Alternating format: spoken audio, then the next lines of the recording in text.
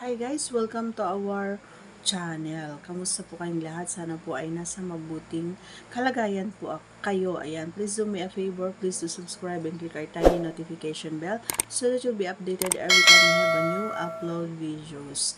Disclaimer din ang video nito ang para lamang po sa may bukasang kaisipan at may malawak na pang unawa. Kung wala ka po nito, maaari na lamang po mag-skip at mamili ng mga videos na nararapat po para sa inyo. And for today's video naman ay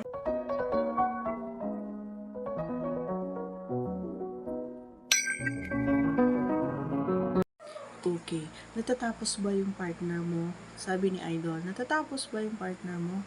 Or kahit ikaw kapag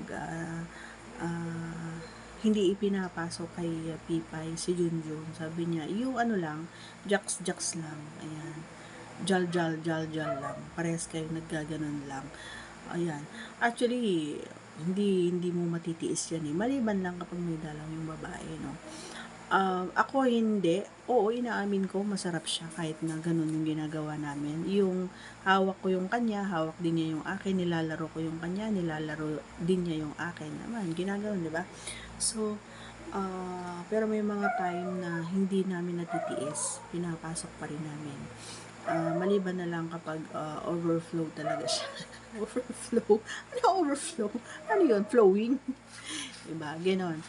Pero na-experience ko yung gano'n na yung sobrang na-miss namin ang isa't isa kahit na may gano'n is ipinasok pa rin niya kasi nga hindi na namin natiis. Pero may mga time talaga na siya lang yung ano na natatapos, ako hindi. Parang sinasabayan ko lang siya.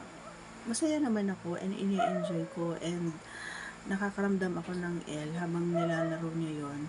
And lalo na kapag naririnig ko habang nilalaro ko yung si Junjun and naririnig ko na yung nagbibigo na siya, yung ganon, bilisan mo, yung lalo yung bilisan mo, yung ganon, umiiba yung klima ng katawan ko. Umiinit siya. So, ayun, nag-wet ako pero hindi yung pakiramdam na nakapasok si Junjun doon kay Pipay. Masarap naman kaso bitin. Bitin. Bitin talaga siya. Ulit-ulit. Diba? Siya lang yung masaya. And siguro naman walang masama naman na na minsan i-try natin yung ganon. Diba?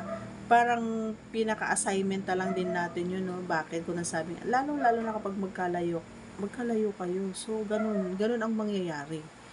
'Di ba? Ganun yung gagawin ninyo, harap-harapan na ginagawa niyo 'yon para lang matapos kayo at para matapos siya. Para lang hindi siya maghanap ng iba. Charot. Okay. Ayan, nag-i-emote na naman tayo mga idol. Pero totoo yung sinasabi ko. So, kailangan mong pagbigyan kahit na magkalayo kayo. Kailangan mong gawin ang lahat para, sabi nga nila, para maiparamdam mo daw sa kanya at para hindi daw siya maghanap ng iba. Okay? So, nasa sa inyo naman parehas yun. Kung gagawin nyo, di ba? Kung ayaw nyo, edi wag. Basta ako, masaya ako. Kahit na hawak ko siya, hawak niya ako. Okay lang yun. Hawak ko Junjun niya, hawak naman ko. Okay lang yun. Ang mahalaga, nararamdaman ko na basa na siya. And then siya, tumuturumpit na.